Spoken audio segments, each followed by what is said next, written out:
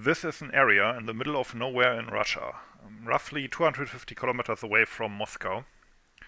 And as you can see nothing, but actually there used to be a village here, probably for hundreds of years.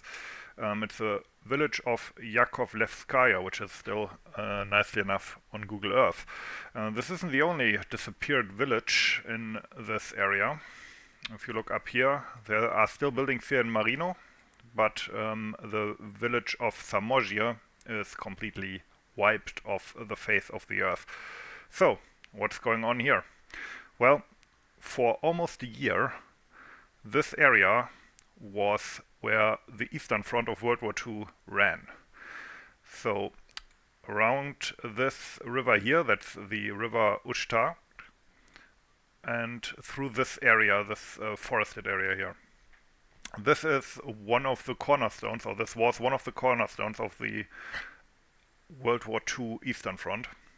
And there were lots of battles in that time that were fought here, but they are basically all completely forgotten. There weren't big sweeping panzer offensives or the kind of thing you else associate with World War II. They were the kind of World War I trench fighting for single hills, for single trenches, losing men in trench raids, that kind of thing. And as I said, most of them are completely forgotten. So I thought I want to make a video series about this rough area here and the forgotten fights that went on there. In order to do that, the first thing I have to do is actually find out who fought in this area and then of course find their documents to get a grip on what was going on. Now, this is a divisional document that shows the organization of the German 10th Infantry Division, motorized, which was in this area. And the area and time frame we will be looking at, well, I showed you the area, but the time frame is from September 1942 to the beginning of 1943. This document is actually from the end of that time frame, but I have sadly not been able to find one that is closer, so we're going to use this. But for an overview, it's fine. Now, it had a normal complement of artillery, so you had here 10.5 centimeter howitzer batteries, heavy batteries, 15 centimeter, 2, and also a battery of long-range 10 centimeter guns. The infantry was put into two different regiments here. We will take a closer look to them soon. Alright, a little zoom in here. And as you can see, at this point they were fairly up to strength, but what we can already see, they had companies with 18 light machine guns, of which they only had 12, which indicates to me that they only had one light machine gun in each squad, even though as a motorized or panzer grenadier unit they were usually authorized to have 2 light machine guns in each squad. It seems to not have been the case here. We will be mostly looking at actions by this regiment here, the 20th, because the 41st Regiment was actually not part of this division at the time, or it was part of it, but it wasn't fighting with them. They were subordinated to different units. That's something that you can see especially throughout 1942 after the Russian winter counteroffensives in 1941. That these German units were completely plucked apart and sent to different parts of the front, subordinated to different units in order to plug some kind of hole, you know. Now, in terms of weapons, sadly they did not report that. We can expect that these light machine guns were mostly MG34. They also had some MG26s, and down here, interestingly, they had a Ost company, so these are Russian troops, which were apparently also equipped with Russian weapons. So they had 12 light machine guns R, so that would be 12 DPs. Now that we know the unit, we can go into their documents that are in various archives and take a look at them. And what I found here is quite interesting. This is a map of their positions at this time, 1942. And this is hard to read, and in fact you will see later I actually made my own map which makes all of this a bit clearer. I just want to show you what the originals looked like. And what's interesting here is we can, after a bit of searching here, this is by the way a translated Russian map, but we can find, for example, Samozhye here. And the first town that I showed you is also on this map. Who has already seen it? It's down here, Yakovlevka. And at this point apparently it still kind of existed. although it was, I believe, already fairly destroyed at this point. Now, in this darker color here, you can see German code names that they put on the map, which makes a lot of sense. If you imagine that you are in this position for a long while, but it's fairly nondescript, you need to make up, for each terrain feature, you need to make up some kind of nickname in order to be able to refer to it. And yeah, what we see here is Jakovlevka was nicknamed or codenamed Jakob by the Germans. And up here, there were various little forests that got their own nicknames. So we have here Minenwald or Mine Forest, the Zahnbürstenwald or Toothbrush Forest, the Sichelwald or Scythe or Scythe Forest, Buschgraben, that's Bush Trench, and there's others as well. Like here you can see the river that we just saw in Google Earth running around here, and there is the Zackenwald or Spike Forest and the Viereckwald or Square Forest. And what I can do now is go to Google Earth and try to find these terrain features. So, as you can see here, I marked these areas on the map roughly, at least in the area that we will be looking at. But as you can already see, the forest seems to be a lot thicker or larger than it was back then. It seems like it has been developed since this time. This seems like agricultural forest that maybe has been grown there. Yeah, it's really hard to tell apart the different forested areas that the Germans have on their maps. So yeah, but for an overview it's quite interesting, and of course Google Earth allows us to take a look here in terms of terrain. And what you can see is that from Jakovlevka and obviously the river that's flowing down here, the terrain is rising up. And it comes to a peak close to the mine forest here, or the mine wood. And this here is hill 244, and this is where much of our fighting will take place when we look at it. But anyway, as I said, Google Earth not that helpful because the area has changed too much. It is completely overgrown. Because of that, I decided to, in this case, make my own little visual aid here. And this is the area with the front line marked based on the documents that I have. Not only the one that I just showed you, the map I just showed you, but also other maps that show the German position system, as well as the intelligence that they had about the Russian position system, right? And so what we can see here, down here, these are the ruins of Jakovlevka, which the Germans had made into a strong point called Steiermark I, Steiermark being the German name for Styria.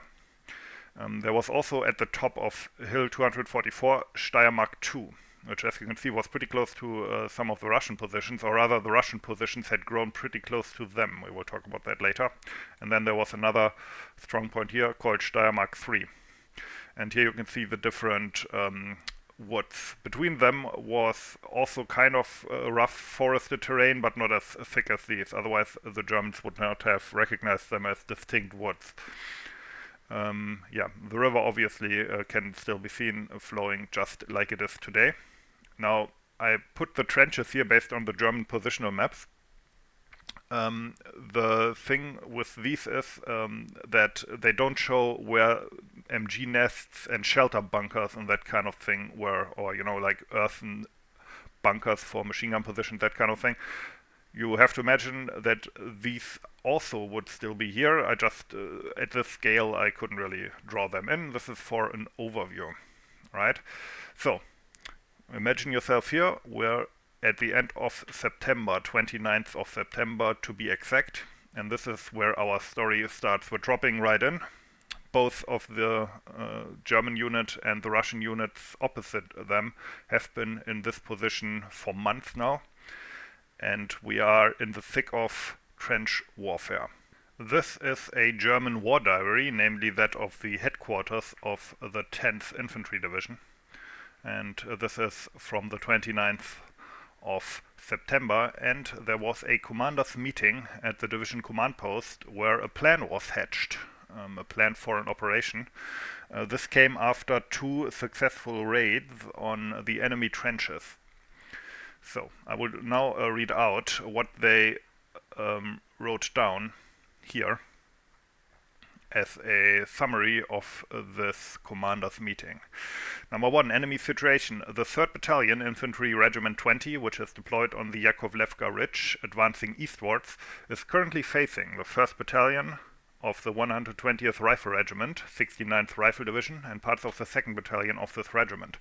According to defectors, 2 battalions of the 305th Rifle Regiment, 69th Rifle Division, are located east of Shimazovo as divisional reserves. The small mine forest west of point 244 is currently being incorporated into the enemy's position system, as the aerial photographs show. According to prisoner statements, it is occupied during the day by the Infantry Engineer Platoon, the Regimental Reconnaissance Platoon, 1st Platoon of the Submachine Gun Company, and all of them part of the 120th Rifle Regiment.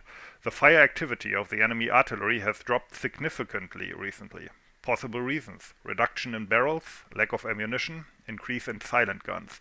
Recent assault troop operations have shown that the combat value of the 120th Rifle Regiment is low. However, these aspects should not obscure the fact that the Russians are fully aware of the tactical importance of the possession of Hill 244, which encroaches on their position system. The defector statements from September 29th clearly show that the enemy is planning to attack Hill 244 from the mine forest. See positioning of a 4.5 cm anti-tank gun in the southeast corner of the mine forest. Our advanced bottleneck-shaped position offers itself to be encircled. The enemy is obviously already making preparations by driving forward saps from the East Range, Amberg and the mine forest. Now, back to this, what they're basically talking about is that the Russians are driving forward saps, this area here, from what they call the toothbrush, this area here, which already almost reaches the Steiermark 2 position on top of Hill 244, and they're especially worried about these saps that are driven forward towards their positions from the minewood.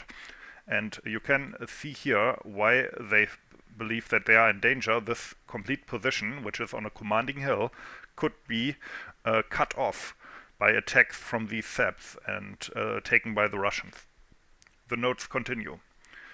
Our own situation, point number 2. Due to the current enemy situation, our own exposed trench system at height 244 is at risk. The favorable fire effect from the mine forest against the deep flank of this position results in intolerable losses in the long term.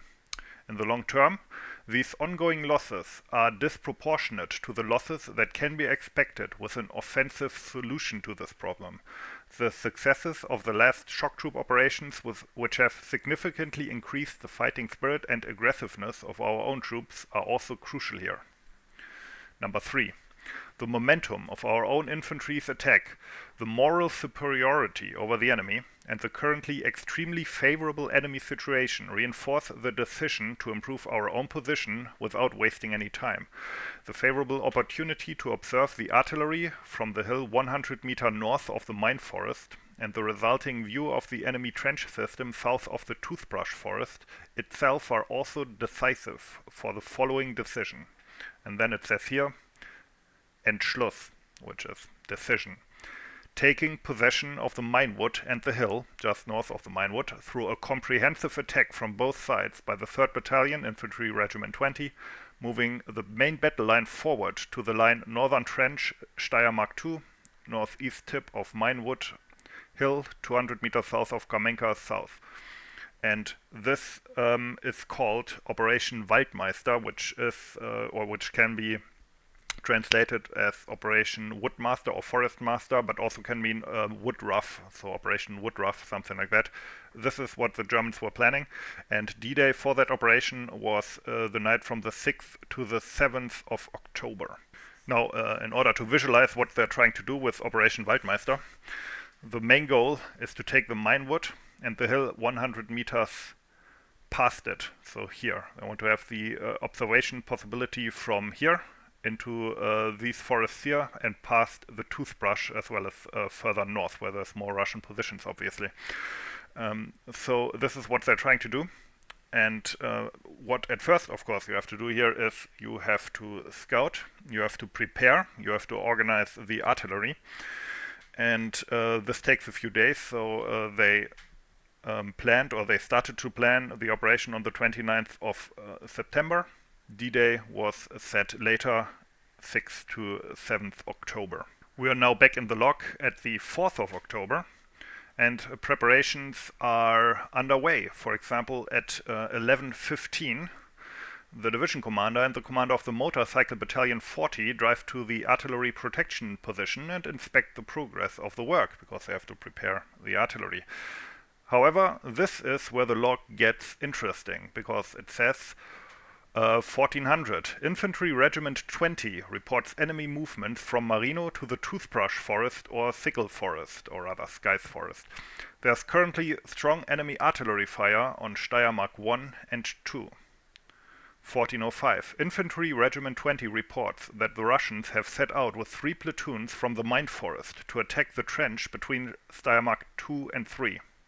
1415.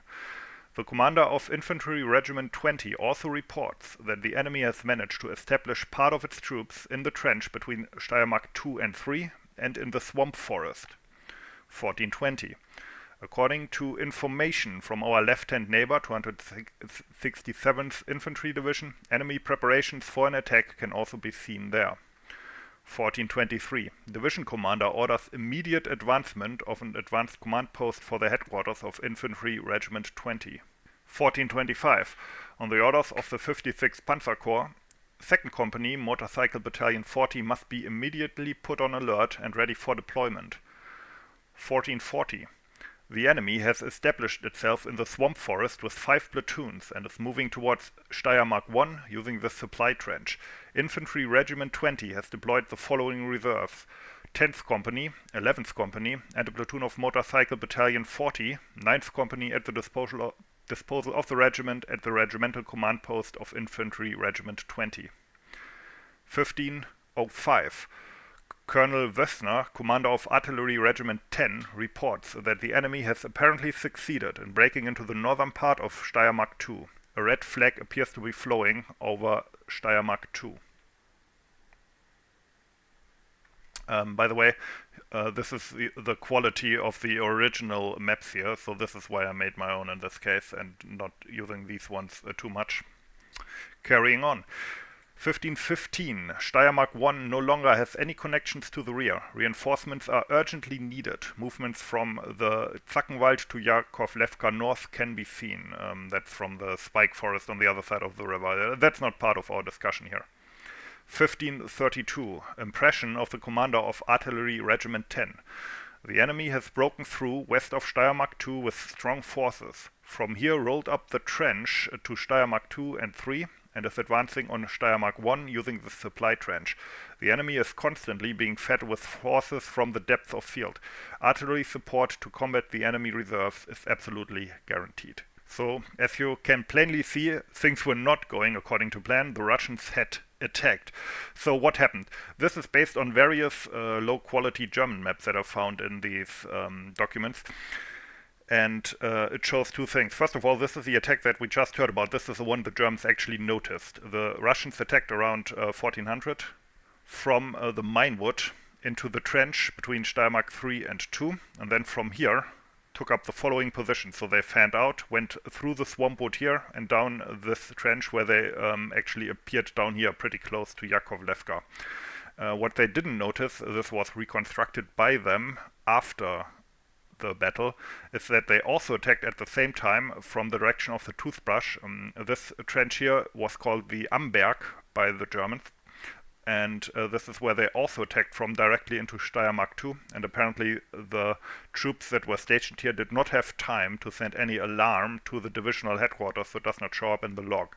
But as you can see here, because of that, Steiermark 2 was in Russian hands, and a red flag was flown on hill 244, which is what the Germans saw. They did not have any contact here at this point. And so as you can imagine, there was quite a bit of excitement here, but when Germans lose any kind of position in World War II, what do they always do? It's almost a meme: immediately counterattack. And this is what happened next. 1538. Commander of 3rd Battalion, 20th Infantry Regiment, Major Dr. Kregerich, reports that the reserves have been deployed for a counterattack, namely one platoon of Motorcycle Battalion 40 from Steiermark 1 on Steiermark 2, 11th Company from the Supply Trench against Steiermark 2, 10th Company from Steiermark 3 through the Communication Trench against Steiermark 2. Forward observers from the artillery have been assigned to the shock companies. As far as the situation can be seen, Steiermark 2 is occupied by enemy units. Commander of 3rd Battalion is very confident despite the current critical situation. The old situation will be restored by all means possible before nightfall. 1542. Division Commander reports the situation to the Commanding General. The enemy has undoubtedly beaten our own Operation Waldmeister by 40 hours. It is fortunate that there are enough forces available in Steiermark. The Commanding General is considering using aircraft to fight the enemy reserves. However, this will not be possible in time. 1613. The division staff is arranging the supply of reserves. The orientations from the front allow this. A prisoner says that 2 companies with a submachine gun company, reinforced by heavy infantry weapons, were ordered to take the swamp forest. 1630. The critical moment seems to have passed. Observation posts of our own artillery report that the enemy is retreating in droves to Amberg and the mine forest. Our own counterattack is having an effect. So this, together with the information from later maps, basically allows us to reconstruct what the Germans did, what their counterattack was. So the first to counterattack was 10th Company, which started from Steiermark 3 at around 1500, and as you can see here, they attacked into the flank of the Swampwood and then along this trench here, which also, this must have been quite hard because their flank was kind of exposed to the minewood, especially if they wanted to go out of the trench, so they would have to attack on a fairly narrow frontage here. So the motorcycle platoons attacked at 1530 down these 2 trenches, or rather up the hill, I should say, into the direction of Steiermark 2. Now, when I say motorcycle platoons, obviously they didn't drive their motorcycles down the trench, even though that would have been fucking awesome. They went on foot, obviously. And 11th Company started their attack a bit later, also in the direction of Steiermark 2. And they also did reach that old strong point by the end of this operation. 1728. Telephone connection to Steiermark 2 has been restored. 1744. Commander of Infantry Regiment 20 reports that Steiermark 2 is once again completely in our own hands. Smaller enemy groups are still in the trench west of Steiermark 2. The planned counterattack was carried out with aplomb by all leaders and men. According to the commander's assessment of the situation, the implementation of Operation Waldmeister is no longer possible today. Because for a while, I should note, I skipped over that a bit, for a while they thought, let's launch it now, maybe the enemy is off balance. But apparently the commander of the infantry regiment was against that. He said, number 1, due to the advanced time. Number 2, due to the very strong enemy defense from the mine forest and Amberg. The division commander decides that the operation will not be carried out due to the situation. All forces must be organized, everything is immediately prepared for defense. 1804. Commander of Infantry Regiment 20 reports, all situation restored. Thus, an extremely bitter fight against tough opponents has come to an end. 2 red flags carried by the Russians were captured by our troops. Our own and enemy losses cannot be ascertained at the moment. It can be expected that the losses on our own side will also be considerable. So, in the end, the front line was restored, but Operation Waldmeister had to be postponed. They did count the losses in the end, and I wrote them down here. So enemy losses were 10 prisoners of war, 2 of which were wounded in action, and 50 counted dead Russians. Others might also have been brought back by the Russians or died where they couldn't be found. Captured weapons and equipment, 1 HMG, 12 LMG, 10 SMG, 27 rifles, 1 scoped automatic rifle, 1 AT rifle, 1 radio, and 3 red flags, so apparently they found another one later. Our own losses from the German perspective, 28 KIA, 61 wounded in action, 17 are still in their unit, so they're still at the front, and 3 missing in action, probably taken as prisoners by the Russians. So yeah, Anyway, that's my introduction to this part of the front. Next time, as I said, this is more of a series. Next time we will take a look at what the Germans went up to next, or what the Germans were trying to do next, because obviously they still wanted to have that dang minewood here, and they had to rejiggle their Operation Waldmeister a little bit. Anyway, I hope you find this interesting. Thanks for watching, and have a nice day.